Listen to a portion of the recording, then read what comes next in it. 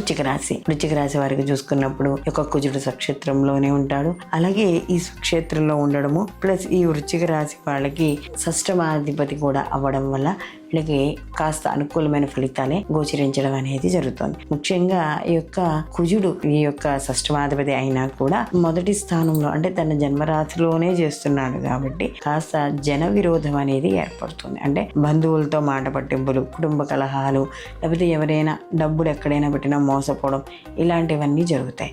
అయితే షష్టమాధిపతి కూడా అయ్యాడు కాబట్టి కొంత ఊరట అనేది లభిస్తుంది. అంటే తాత్కాలికంగా నష్టపోయినట్టు అనిపించిన వెళ్ళిపోయిన డబ్బు తిరిగి రావడము, అలాగే కాస్త ఈ అనారోగ్య సమస్యలు బాగా ఎక్కువైపోతాయి బాబోయ్ అని భయపడితే ఒక 2-3 రోజులు ఇబ్బంది పెట్టి తగ్గడము, లేదా ఏదైనా మాట పట్టింపులు, కలహాలు, గొడవలు అయినా కూడా ఆ సమయానికి ఏదో కొంతసేపు మాత్రమే ఉండి మళ్ళీ కాస్త విరోధాలు, ఆ యొక్క కోపాలు, తాపాలు తగ్గిన తర్వాత మళ్ళీ మామూలుగా యథావిధిగా ఇంట్లో వాళ్ళతో కానీ, స్నేహితులతో కానీ, బంధువులతో కానీ ఉండడం, ఇలాంటివన్నీ కూడా జరుగుతూ ఉంటాయి. అలాగే సమయానికి భోజనం, నిద్ర అనేది మాత్రం తప్పనిసరిగా ఆరోగ్య విషయాల్లో జాగ్రత్త వహించుకోవాలి.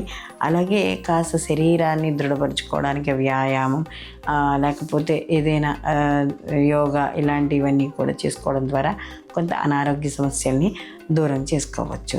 అయితే వీళ్ళు మరిన్ని మంచి ఫలితాలు పొందడానికి ప్రతిరోజు కూడా సుబ్రహ్మణ్య ఆరాధన చేసుకోవడం, ఎర్రటి పూలతో సుబ్రహ్మణ్యాన్ని కొలవడం. ఈ కాలంలో మనకి పారిజాత పుష్పాలు దొరుకుతాయి. అప్పుడు ఈ పారిజాత పుష్పాలని గుచ్చి ఆంజనేయ స్వామికి గుళ్ళో కావచ్చు, లేకపోతే ఇంట్లో ఏదైనా ఫోటోకి వేసి హనుమాన్ చాలీసా పారాయణ చేసుకోవడం ద్వారా కూడా ఈ వ్యతిరేక ఫలితాలు తగ్గుతాయి.